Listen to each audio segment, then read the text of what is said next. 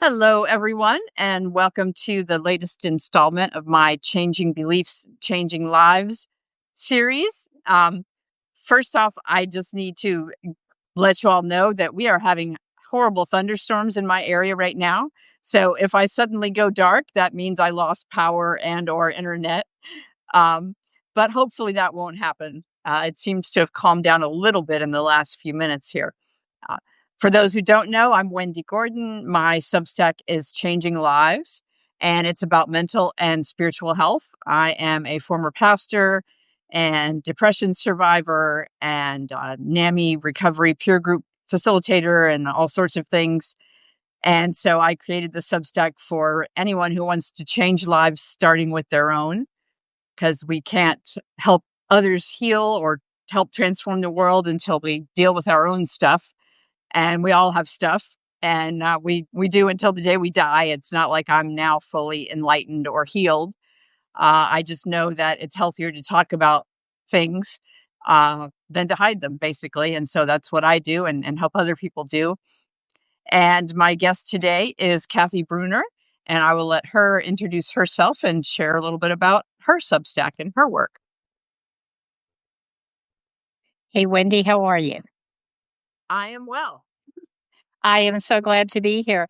I always feel very anxious when people say, introduce yourself and tell us a little bit about yourself. I feel like the words that best describe me now are um, I'm finalizing that end of my life objective and realizing that, the journey has been great. I have a long way to go, but I'm a girl that came from I live in Georgia now, so I moved south about 21 years ago, but I'm originally from Pennsylvania. Um, I have a lot of degrees and I've done a lot of things in my life, and that's probably because I recognized early on that I had that kind of, oh, look, shiny kind of, now we call it fancy ADHD or whatever, but it served me well because when I did find out that I was burned out or there was a block in something that I wanted to do, um, I felt almost compelled to, well, we'll just do something else and, we'll move on. So I didn't kind of get stuck in that mire of, this is where I'm going to stay for the rest of my life. So I've done a whole lot of things. I had my own therapy practice for about 21 years. When we moved to Georgia, I knew I didn't want to do that. And I decided I had to figure out what I did want to do. Got some training and went into writing a book and starting some coaching at the request of some people, and then ended up really finding out that I could be just as good at that as I was at having the therapy practice, and it was very satisfying. So I do that. I also write children's books. I wrote with a friend of mine. We've worked with children for many years. And so one of the things that inspired me was, to see how we could get children on board with early literacy and language and speech skills, and start a book series with that. So I have my fingers in a lot of pots. That's wonderful. And I can definitely relate to that. I don't think I had any single job for more than 5 years, and most were more like 1 or 2 years along the way.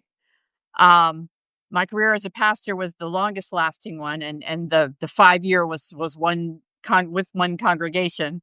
But even my career as a pastor was interrupted when my husband and I took a trip to Hawaii and loved it so much that we promptly went back to Pennsylvania, where we first served our congregations and went to seminary, and sold our house, quit our jobs, and moved to Maui and lived on Maui for 10 years and worked in the tourism industry. It was awesome, but not financially sustainable.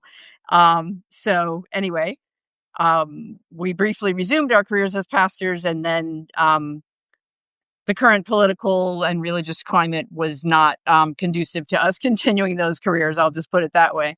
So, like you, I had to say, okay, what do I do now? And I knew I was a great listener, and people always came to me and, poured out their hearts. And even not just as a pastor, but, in laundromats or at the grocery store or whatever, or airports, I was just gave off that kind of vibe, I guess, that I was safe and empathetic.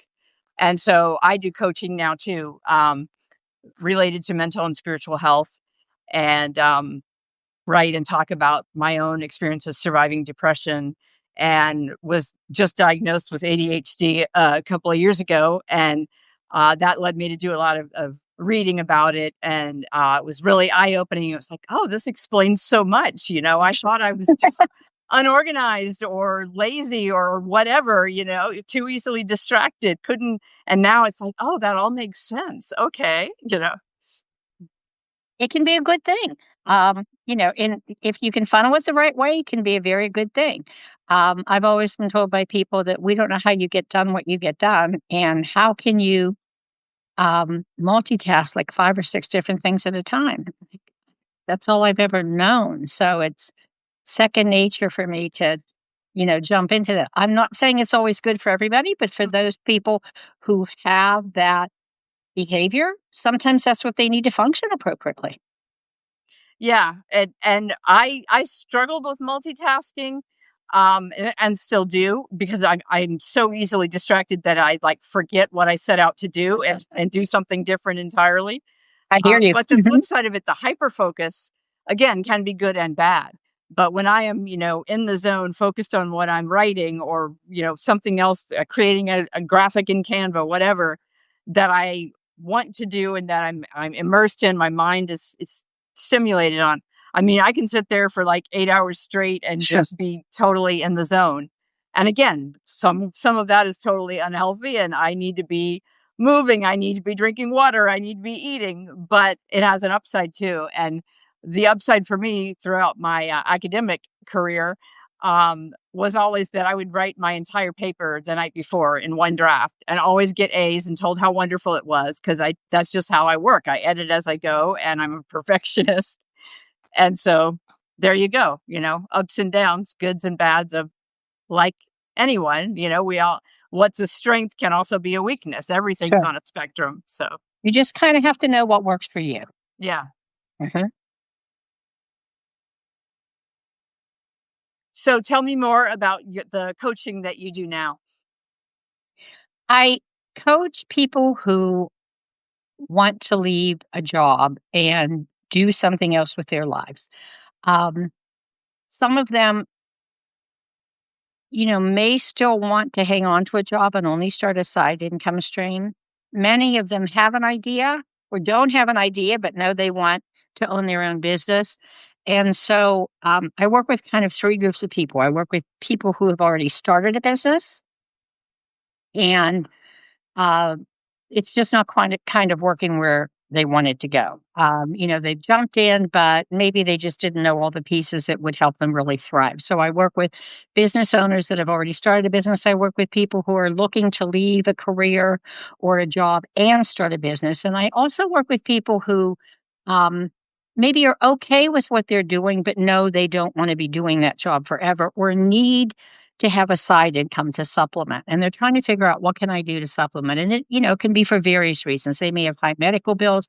They may just want to have a nice stash that they can take a great vacation with periodically. For some of them, it actually becomes, I want to monetize my hobby because I'm doing this a whole lot. And I feel like if I was making money for it, it would make me tolerate my own job Yeah, more. right. So those are kind of the 3 groups of people that I work with.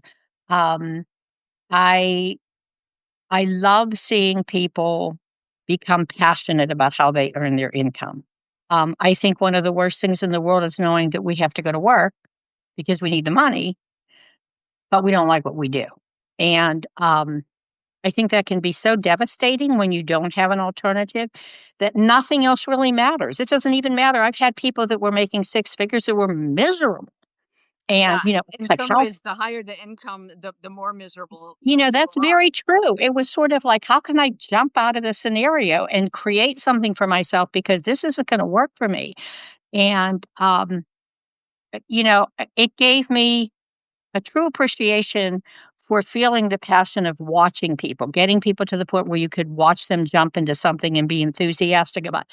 Hey, I almost couldn't eat yesterday. I was doing this on my new job. This was great. So that's really one of the reasons I enjoy coaching so much is I love to see what happens when it's a transformative experience for, all of their life if they can make that move successfully. Absolutely. Yeah, and I can definitely relate to that too because it's the same with my mental health and spiritual coaching. As a former pastor, I um there are just so many people who have been harmed by religion that has been weaponized to shame them, to manipulate them, abuse them, etc., or that just they reach a point in their lives where this it doesn't resonate anymore, and when they start to question it or leave a faith community or old set of beliefs behind, family members or friends that don't understand that there's an estrangement and conflict. And I've experienced that in my own family. Actually, we cannot discuss politics or religion with among my siblings. But anyway, it's so helpful for people to just have safe spaces, whether it's one-on-one coaching with me or the groups that I facilitate on Zoom, to just be real and say, "This is what's going on in my life. This is what I used to believe that just I don't anymore, and I can't pretend I do anymore. I'm not okay with it." Or this is what I do believe and that lights me up and I'm so happy about it, but I'm afraid to tell people because I know they aren't okay with it. They think it's, of the devil or for whatever reason, not okay. Um, and to just, as you said, have that passion emerge from people and that joy again and that reconnection with their authentic selves and spirituality that works for them, and freedom basically is what it amounts to, for freedom to be who you really are, who you've always wanted to be, but the world, whoever told you was not okay. I've heard from so many people that they are anxious about moving into a different field because people expect them to like what they're doing because they spent so much money getting a degree Mhm. in it, or it earns them so much money and their lifestyle is so, good. And they have a lot of guilt about wanting to do something different. One client that I coached a while back was involved in a lot of travel. She was a marketing rep for a large, well known corporation. So she spent probably 70% of every month traveling. And she had dogs, and she always was very anxious because she'd board her dogs one place, they'd get sick. She'd find another place, an incident would happen. And when she came to see me, she said, I just want to leave because I'm just anxious every time I come home. I know what's going to happen to my dogs. And we talked a little bit about what her interests were. And, I said, well, let's look and see what would make staying at your job better. And she said, if I could find that ideal boarding place, my dogs, that place that I knew I wouldn't have to be anxious when I was gone. I wouldn't have to wonder what I was coming back to. And I said, well, did you ever think maybe you could create that ideal boarding place?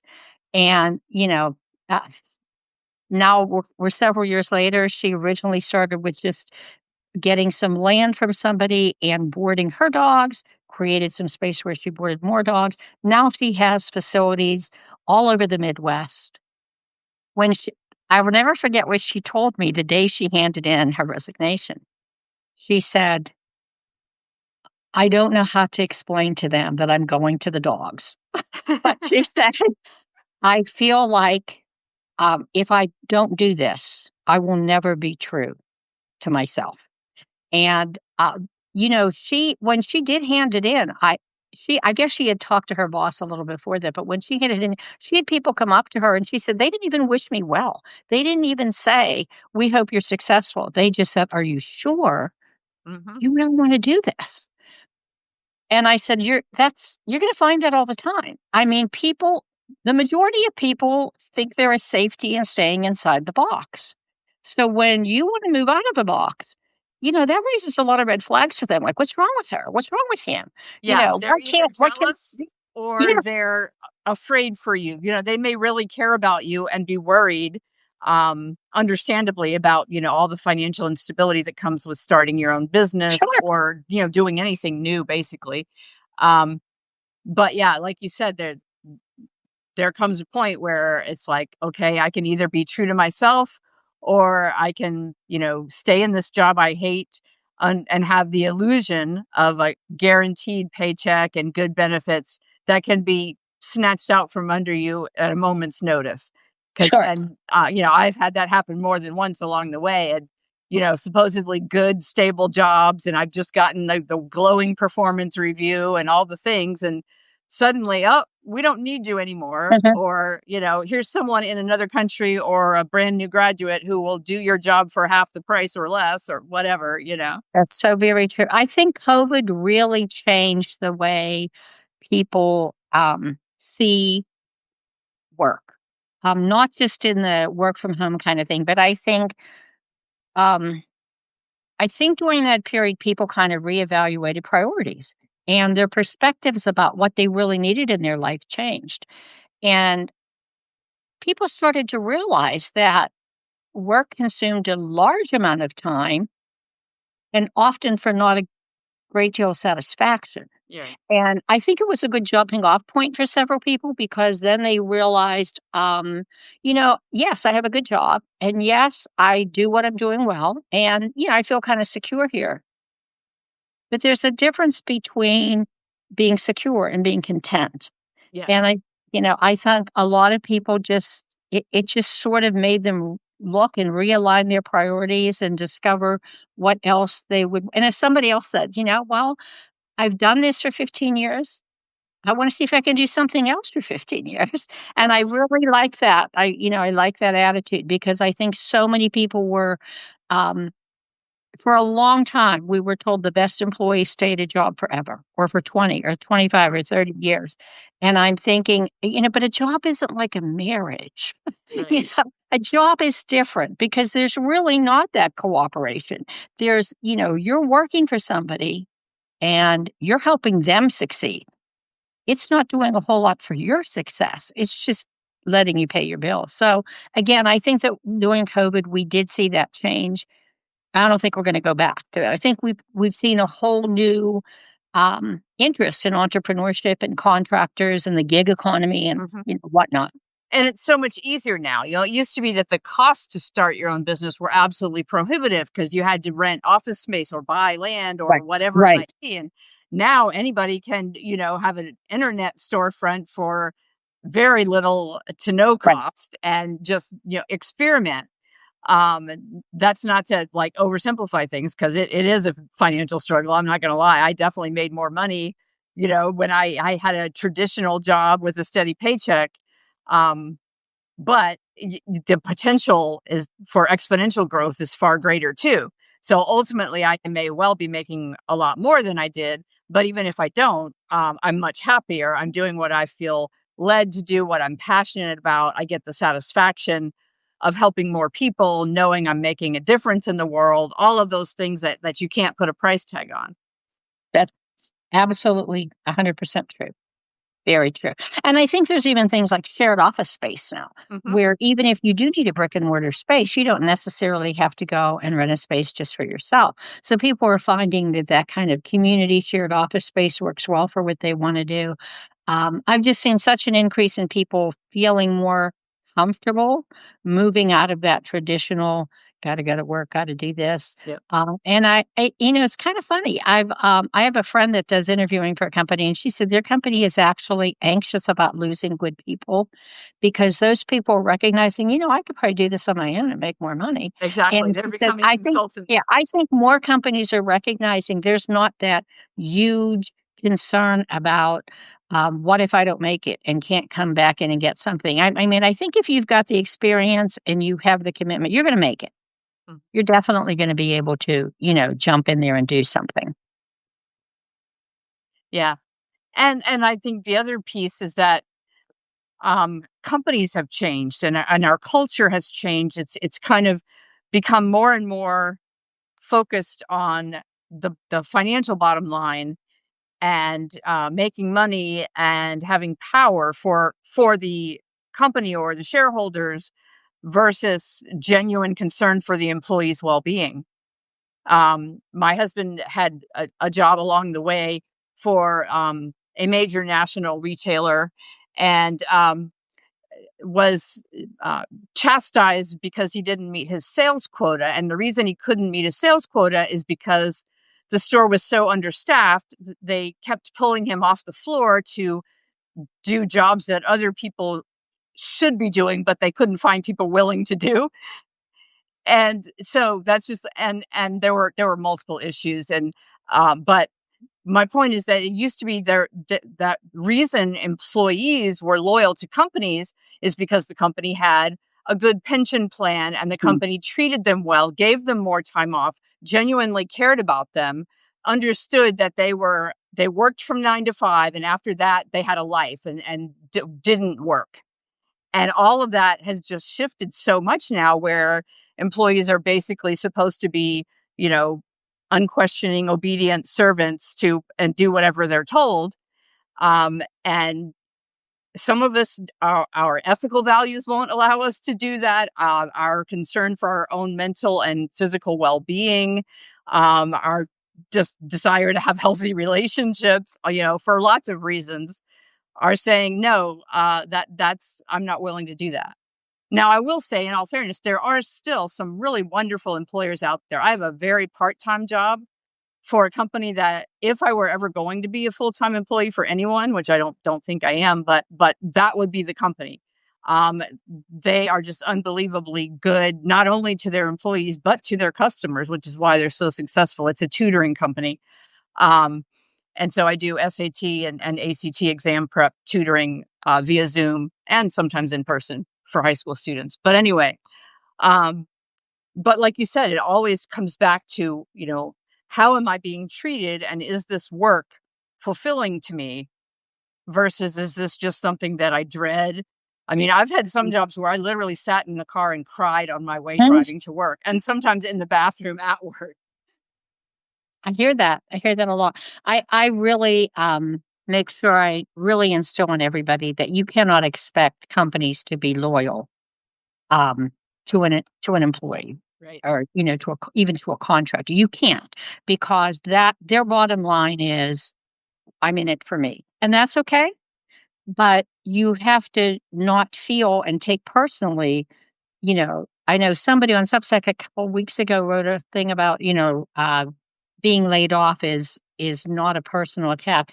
I don't think it is a personal attack anymore. I think we just have to realize people that work for companies are kind of like pawns. They put you where they need you, take you away from where they don't need you, and that's just what you have to accept if that's how you want to earn your living. Nothing wrong with that. There's nothing wrong with that if you're comfortable. But a lot of people aren't comfortable because there's always that cloud hanging over their head about what if. Yeah. And, I even tell people, you know what? Even if you don't start this business now, but just put all the wheels together to get it started, it's your plan B in case you have to. Yeah. Because, a lot of people don't want to just jump from one job and go to the same situation and then wonder, when is it going to happen again? I'll be laid off. I'll be demoted. I'll be redundant. So, I feel like it's one of those things where if we could just instill in a lot of graduates, you got to have a plan B. And Yeah. that plan B may have nothing to do with what your degree is in. It's okay. I'm not saying that people can become a brain surgeon without a degree, but I'm also not saying that, because you've grown up a brain surgeon, you can't all of a sudden run a vacation company Yeah. or, you can't choose to teach fly fishing. I mean, what you have to realize is, um, every job takes a skill. Some skills require specialized training. Many skills require the seat of your pants training and a lot of commitment and dedication. And once you can be okay with that, then you can, again, move out of the box that everybody's telling you, stay in, until they tear down the walls, you shouldn't be coming out. So, you Yeah. know, that's kind of how I see jumping into something new. Wish I knew that when I was a lot younger, but Exactly. Every time I have these conversations with people, we kind of talk about, okay, if you could go back and tell your younger self one thing, what would it be? And it's generally some version of, you know, don't care so much about what other people think. Um, that's do it. what makes you happy instead of what you think you should or have to do. Things like that. I really jumped into being an entrepreneur kind of by in a need position. I had a job in a school district. I had been there 11 years. I had one child. They had a great maternity. I got a paid maternity leave for 18 months. That was excellent at that time, and that was way back when. That still is By the excellent. Most people It don't. was excellent, and by the time I had my second child, they had a part-time opening available, and I thought, "This is perfect. I'll come back and work part-time." We had a very in Pennsylvania, teachers' unions are, very revered. At that time, the union had a lot of pull, and I happened to be good friends with the president of the teachers' union, and she said, "We're not in favor of you going to that part-time job." And I said, "Why?" And she said, "Well, because you're tenured, and that would just open up a can of worms. So we don't want our tenured teachers to have to be part-time. They'll just hire somebody." Well, interestingly enough, the girl that had taken my position when I was on maternity leave really wanted full-time work. So she would have been more than happy to have my job and let me come back to the part-time job that they, in the long run, offered her. I really thought about it. I went back for like 2 months, juggling 2 children, and I mean, I had wonderful sitters and I had in-home help, but I kept thinking, "My absence is missing, my heart is just really missing where I wanna be." And then I was also very upset with the fact that I didn't even have any support from the teachers union. Yeah.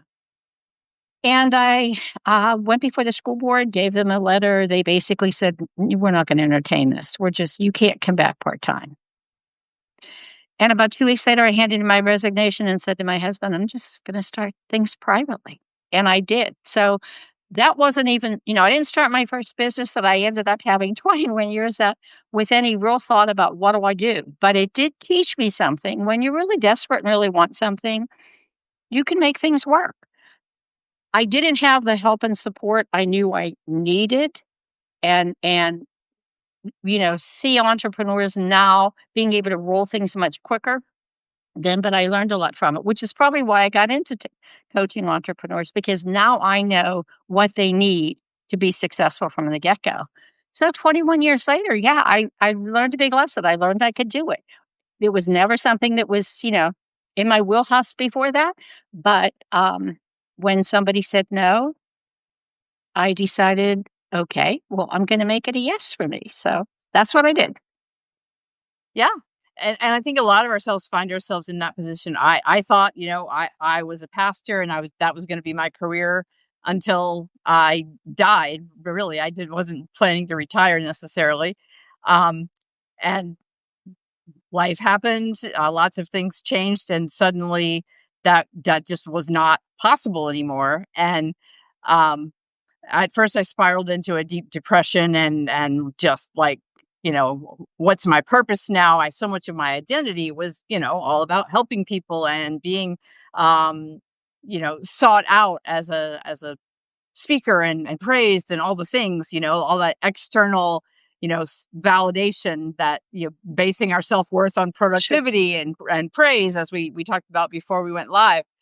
Um, but ultimately, I'm glad that happened. I'm a huge Bruce Springsteen fan, and one of his songs has a lyric that can't tell my courage from my desperation. It takes a leap of faith, and yeah, that was it. I needed to be that rock bottom desperate to have the courage to take the risk to say, okay, what do I really want, and how can I help more people?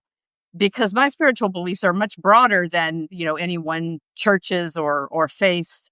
And also, I'm fine with helping people who have completely different spiritual beliefs than me. It doesn't matter. We're still humans, right? The same underlying struggles to believe we're enough and do what our hearts are calling us to do, and all the things. um so yeah, sometimes some people are able to strategically plan, like you said, say, okay, I have this job now and I'm going to start this side hustle and it's going to become eventually my full-time thing. And others of us are just kind of forced to, like, okay, what I Yeah. thought was going to be my life is no longer possible. What do I do now? And I tell people all the time, don't let other people predict your future. Don't decide that because somebody said you can't do this or you've always done that. Don't make that your mantra that says, okay, I guess this is the road I'm on, because so many people end up creating a life that someone else actually envisioned for them. And looking back, I'm thinking, I if we could just make sure that people know early on, it's yours. It's the one thing you shouldn't let other people predict for you. It's not gonna be, well, and I've actually had a few entrepreneurs that, were in a family business. When they wanted to leave, it was like excommunication. Yes. They weren't just leaving a job, they were leaving a relationship. Yeah, And it's the for same for some of people who leave their religious faith or even just their particular Sure. church or It sometimes. is. I mean, it's just very much like, their whole lives were gonna change as a result of their choices. And I continue to say, but you have to decide, are they going to choose your future or are you gonna choose your future? Because you're the one that has to live it. And if you don't choose it and you're letting someone else choose it, that's on you. That's not on them. So, again, I really feel strongly about making sure that whatever choice we've made, it's not because somebody else kind of put all those steps in front of us and said, "This is the direction you're gonna go."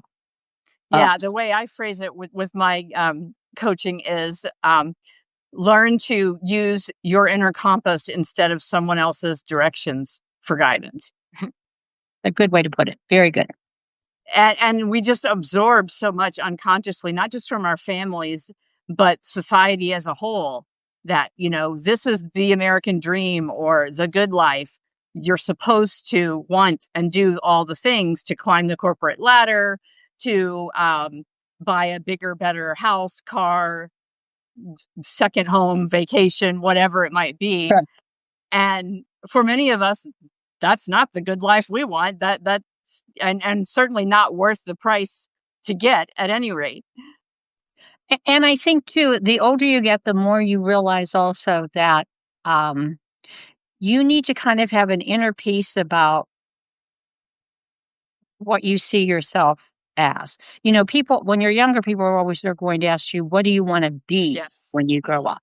And, for many people, I say to them early on, you really have to separate what you do from what you are. You have to have an identity that says, well, this is what I want to be. I want to be a good person, a generous person. I want to be a person that's, curious about things. Maybe I want to be an accountant or maybe I want to be a teacher or I want to be a mechanic, but that's not the person I am. Right. That's what I do. And it's really important to stress that because I think that, um, I think we do see a lot of kids now that aren't necessarily going for college degrees. Mhm. They're looking at alternatives, and I'm really happy to see we're getting maybe back to that stage where people have a few more options than just as you said. You roll through life, you get a degree, you go to college, you get a job, you stay there, you just work, you get all this, and it's just it's like getting, and doing, but there's no real internal. I'm happy, I'm satisfied, I'm pleased with myself. And then they think, well, I'll get into my 60s and then I'll figure out what I'm going to do with my life. And I'm thinking, yeah, but a lot of people don't get even into their 60s or 70s and have a life. That's, it may be too late for you to figure out how you want your life to go. So early on, you need to tell yourself, I want to do this so I can be this. Two separate things. And you can keep changing. I'll do this so I can be this. It doesn't have to be that one narrow path that gets you to someone else's idea of what your destination should be. Absolutely. Yeah, one of the things that inspired my husband and I early on in our careers as pastors to basically leave them and move to Hawaii and live there for 10 years and work in the tourism industry before resuming our careers was that there was an older pastor we knew who retired and had worked hard his whole life and couldn't wait to finally be retired and do all the things he always wanted to do, have all the free time, etc. So literally the first week of his retirement, he goes on a hunting trip and there's an accident and he dies. Oh my gosh. And th- that was just one wake up call But that, on the one hand, yes, many of us are discovering in our 50s, 60s, 70s, 80s, and beyond, we are starting new careers. We are doing the things we always wanted to, or never even realized we wanted to, or weren't even possible when we were younger. But on the other hand, if I think, as a 20-year-old or any other age, okay, someday I'm going to do this, or I'm going to stay in this job because it's got good benefits and good pay and a good retirement fund. And then when I retire, that's when I'll get to love my life and travel and do all the things. mhm, Like you said, maybe that will work out. Or maybe you'll get hit by a bus tomorrow, or, anything else could happen, right? So sure. live life now. And so even though when my husband and I, sold our house, ended our careers essentially and moved to Hawaii, um, ultimately that did not work out financially. And after more than a decade there, we had to move back to the mainland, but I have no regrets about doing it. It was some of the most wonderful experience ever. And we literally landed on Maui with no jobs lined up, no place to live. And it was a wonderful adventure. And we had some just experiences we never could have otherwise. It was a great blessing. And so yeah, that's another reason I'm passionate about doing this kind of coaching for people who feel like they can't leave their church or their job or their spouse or any aspect of their life No that's change. now making them miserable. um, to say, yes, actually, you can. It won't be easy. And there will be times you'll second guess yourself and maybe be tempted to go back. But if you realize that, this may be comfortable, but I'm miserable, and it's worth the risk of being uncomfortable and uncertain to go for what I really, really want. I have a print in uh, my house that says, "I'd rather say I'm glad I did than I wish I had." That Love that. impacted me amazingly, and I think about that when I'm making a choice about something. It's sort of like, "Should we take this trip and spend money on it?" And I'm like, "Should I have a regret that I didn't? We'll take the trip." I mean, I feel like you have to get to the point where you start to say, um, time matters. And I don't know, time is a commodity you can't save. You can't like, okay, I'm gonna save hours today and then I'll have them more for tomorrow. It just doesn't Right. really work like that. So that is one commodity that you are not going to be able to invest in and get more of in the future. It just doesn't work like that.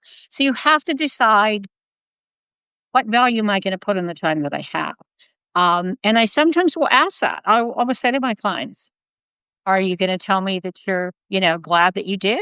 Or that you have to decide. You still wishing you had, but it makes the big difference when I think something, it you know, you've toyed around with an idea for a while and you're thinking, okay, maybe this is direction I want to go. And then you start to ask yourself, well, am I going to be glad I did this? I don't know, but I'll never know if I never tried. And, I tell people, did I have things that I was glad I did at the time and then I wish I hadn't? Maybe some, but generally, I prefer that let's jump in and see what happens attitude. I think that you can't be so guarded that you miss your life. Yes. And a lot of people I think miss huge chunks of their lives because they're busy doing the productive thing or being productive, trying to get to that stage where they're hoping that they don't miss their life. Right. So I think we have to teach that attitude very young, that don't miss the chance, don't miss the opportunities, work around getting, even if the opportunity at the time is going to cost you something, think about in the long run what you might get from it. So that's certainly something, again, uh, it's harder to climb Mount Everest in your 90s than it is in your 20s. Doesn't mean you can't. It just means you have to decide, you know, what do I want to get out of this experience? So, I think time is just a resource that we need to be very guarded and protective about starting from day one. You know, there are people that I think don't know, we talked about this earlier, how to relax. They don't know how to use their time without being so busy that they've missed a lot of things. Mhm. Um, and I had a client that once asked me, well, she said, I'm making a really great income and I almost have a waiting list, but like, I don't really want to work with a whole lot of people anymore. I said, then don't, Mhm. don't do you know somebody you can refer your waiting list to? Nobody's saying you have to keep working 40, 50, 60 hours a week. Nobody's telling you you have to do this, but inside that head of yours, your mindset is your mindset. So it's okay to say, yeah, I'm happy with this. Um, it- I don't want to downplay the fact that you can be content with less. Um, but I do think that people who learn to be content with less are much more content often. It's that minimalizing get stuff, minimalizing do stuff, minimalizing that, have to be busy, have to have things, have to succeed. It's just, it's almost like a black cloud that every day you get up and it's this, grind. And I feel like once you can break free of that mindset and recognize you can make more choices that make you feel better about things, then you start to see that inner contentment that says, "Oh, yeah, this is really working for me." Uh, it's just a matter of determining what's important and what you want at that present time.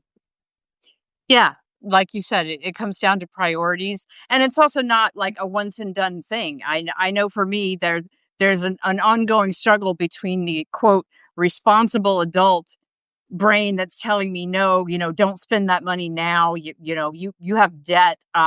You need to be saving. How can you justify taking a vacation now or do go whatever the thing is, versus the other part that's that you only live once.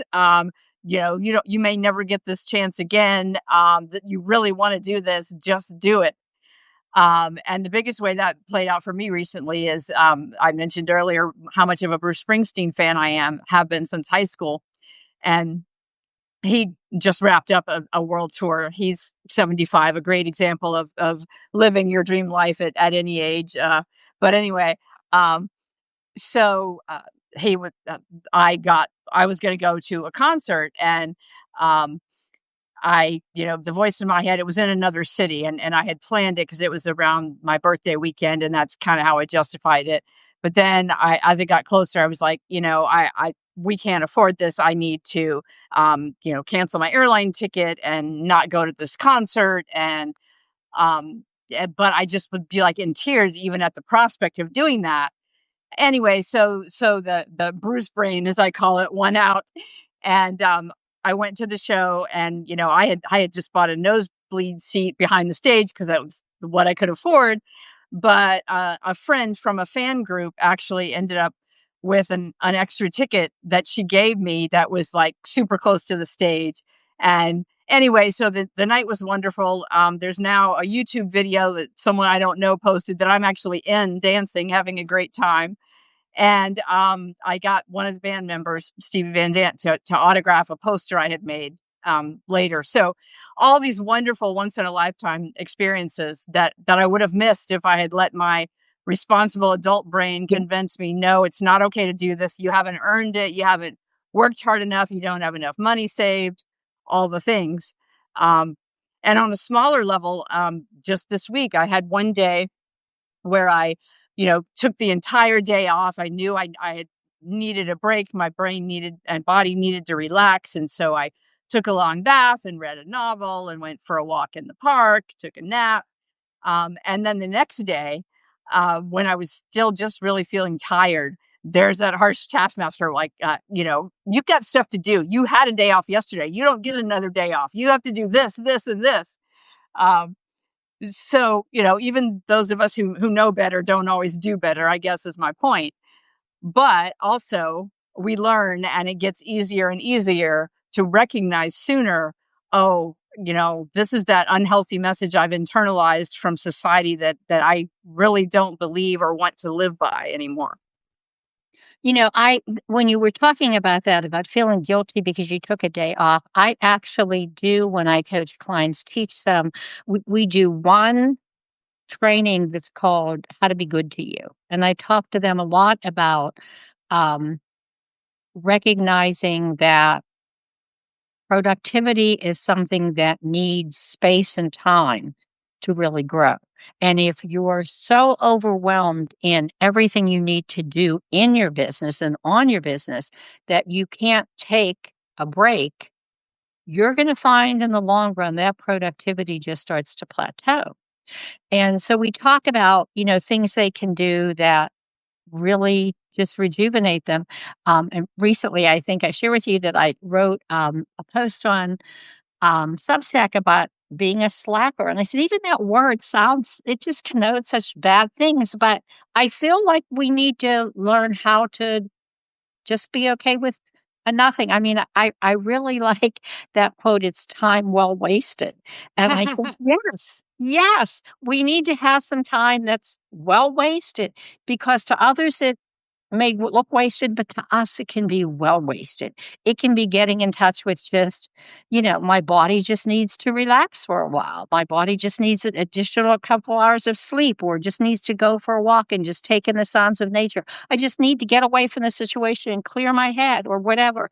But it is so true about not berating yourself for removing yourself from a circumstance and taking a breather. And I tell people all the time, especially people who are in business for themselves, you have to learn to be good to you and you have to schedule it. You can't just assume, well, in a couple weeks I'll do this. Again, it's just like that putting off that you have to build in time for you or you're going to lose yourself and you're not going to enjoy what you're doing and it's also not going to be productive for your business. So I am a big proponent of, it's okay. Breaks are okay. Breaks make you better. Um I certainly feel like some of my best ideas have come when I've been totally away from my business for a while. So I'm I have sure you definitely have too. experienced that too.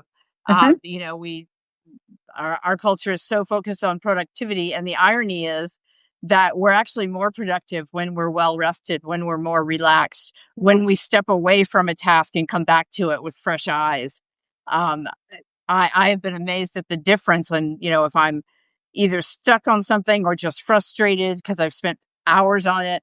And I allow myself to just say, okay, I'm going for a walk in the park or I'm going to bed. I'll come back to this tomorrow.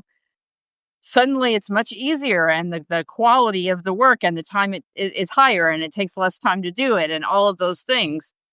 So it All actually falls is into more place. Mhm. productive. But yet, our emphasis is always on the result. We've got to have a concrete achievement to show and way to document, like, and even the phrase we use, earn a living. I mean, there's so many ways that, and net worth is totally financial. Is that really how we want to value people? And should people really have to earn the right to exist? I mean, Sure. Oh, that's a really good way to look at it. Yes, I totally get that. Nobody wants to end up being described as, well, they were a very wealthy person right. without anything else besides that. And, when you think about what do you want people to describe you as first, sometimes I tell people that's important for you to know. Do you first want to be known as genuine? Do you want to be known as wealthy? Do you want to be known as, sincere? What is important for you to have other people recognize you as, because that's going to be important in growing whatever you're growing as well. And for some people, it is. I want to be known as successful. But then I always say to people, well, everybody has a definition of success. It's different, and it's okay. But you have to make sure that your definition of success resonates with you and not with somebody who thinks it should resonate with you. So Yeah. it's not their definition of success. And the So I world's definition of success is often, or at least in the US definition, is often very unhealthy for us. it It is. benefits other people more than it benefits us. And my brother-in-law died recently, and by society's standards, he was not at all successful. He lived in a trailer park. He did not have a prominent career. He had a hard life. He died without the financial assets. No need for a will because there's nothing to leave to anyone, kind of a thing. And yet, when we were there, like going through his personal effects at the trailer park, the neighbors that came up and talked to us about him all talked about what a kind, wonderful person he was, and how, he helped them do whatever, and the fun times they had fishing together. And I really thought to myself, those are the assets that really matter. That, when I die, I want people to say those things about me. I don't want them to say, "Oh, she was a famous writer, or she was a millionaire who had a second home in France," or whatever. I was thinking about this, and I think it was something that just occurred to me that someone said, "You would be the person to do this, Kathy." A few weeks back, I read an article in a magazine, and it said that a couple moved in, and I believe they were from New England, and they moved to Mississippi or Alabama to care for a loved one, and they didn't know anybody there. So um, they decided that what they would host is a porch party.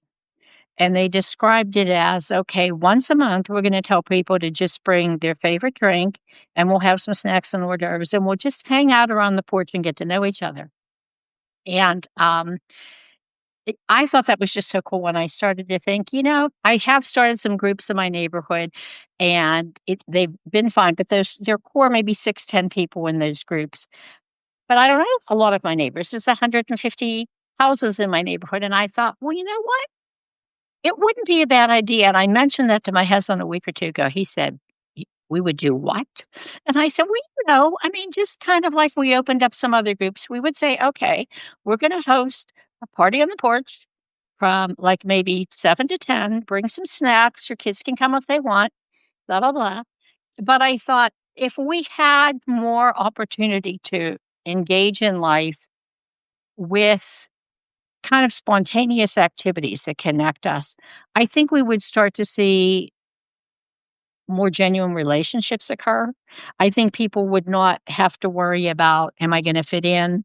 Am I going to have to perform a certain way? Because, hey, you're hanging out on a porch with a bunch of other people who don't know each other too. I just feel like, there are certain people that kind of fire up and kickstart lots of things.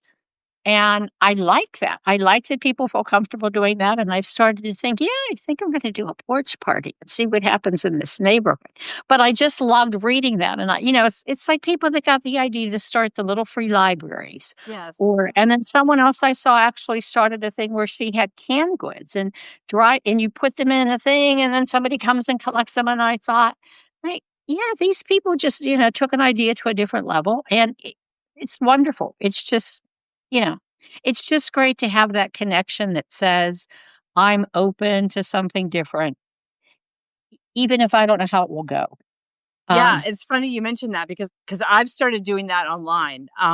My husband and I live in a third floor apartment, so having in person and one bedroom, one at that, with one bathroom. So, and a kind of psychotic cat, but that, but um, anyway, so in person gatherings aren't really viable here. Um, and also, the truth be told, cleaning a house is not one of my priorities. So I would rarely want anyone to see the state of my apartment. So, but what I do is I have online communities that I create. that's great. And so I had one 6 week spiritual support group that was a wonderful eclectic group of people. And by the end of the 6 weeks, one person said, I've shared more in this group than I have with my family and my closest friends. And several of the members wanted to keep meeting. So now we meet once a month. And I'm doing another gathering. Some of you may have seen me post on Notes or on my Substack. That's a Zoom gathering just free for the public on September 7th. That's just a community conversation for whoever is brave enough to show up, or people can just come and listen about what's happening in the world and how it's affecting us and what we can do to make our lives and the world better. Because there's just so much isolation out there, and lack of community and despair and feeling like it's not safe to even say what I think or how I really feel because someone else might disagree and might have an argument or whatever. And so that's also why I started doing these Substack lives, because, writing is great, but it's kind of a one-way communication. people can leave comments and then I can reply to their comments, but it's not the same as, back and forth face to face interaction. And so I've realized how important that is, whether it's virtual or in person. Um, and yeah, it changes everything because it's hard to hate someone that you know personally and you find out that you have things in common with. Sure. Um, and yeah, that's just so, I agree with you 100%. There would be so, our society would be so much healthier and people would be so much happier if we allowed ourselves to just be honest instead of performative, and to Yeah.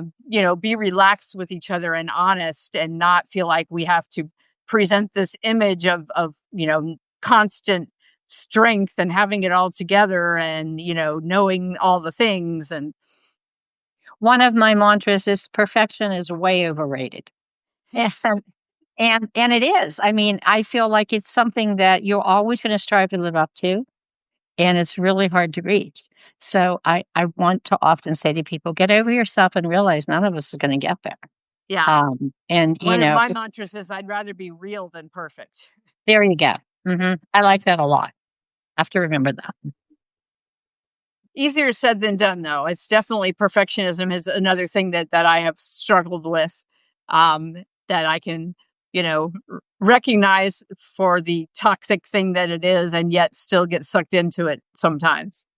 I think, most of us have grown up with the idea of, we want people to like us. Mhm. We want to be part of that crowd. I do think you reach an age where, it's not so important that someone likes you as much as they respect what you stand for, Yes. or that they acknowledge what you offer. Liking, as I said to somebody the other day, someone says, "What do you do when somebody rejects your offer?" And I'm like, "Well, I would expect some people to reject my offer. It's not for everybody." Right. So, I mean, if it is for everybody, I'm doing something wrong. Yeah, generic So, and yeah, bland, it's yeah. So useless. Yeah. I've gotten way over that phase that somebody has to really like you. Um, and I think that's age can be a wonderful thing. Your perspective can really marinate in those years of experience that says, this is what matters. Yes. Um, and I really I try to instill that in younger and younger people as I'm coaching them is, what's really going to matter in 10 years. If you can adopt that pattern now, you're going to see how much easier it is for you, to deal with what the world is and stop kind of just forming that image you want everybody else to be happy with and form one you're happy with. So, Yeah. And it comes down to, I'd rather disappoint others than disappoint myself. yeah, so true. Yes. Yes, yes, yes. Whereas That's when I so was younger, I thought that I couldn't separate the two. I thought I had to please others, and that was what made me a good person or a valuable employee or whatever. And yeah, like you said, the older we get, the more we kind of realize, hey, this is a con game. These Mhm. people are taking advantage of me, or maybe they even really mean well and want me to be happy, but the way what they think will make me happy is not what's going to make me happy, and I know that. Yeah, that happens more and more, honestly. Yeah, totally. I get you, Wendy. Yeah. Well, it is 2 o'clock now. As I always say with these conversations, I could talk for at least another hour, but I want to respect everyone's time. Thank you to those who watched us live and to anyone who will catch the replay later. And thank you especially to Kathy Brunner for being my guest today and having a wonderful conversation about what really matters in life. Thanks, Wendy. It was great to be here. Bye. Bye bye.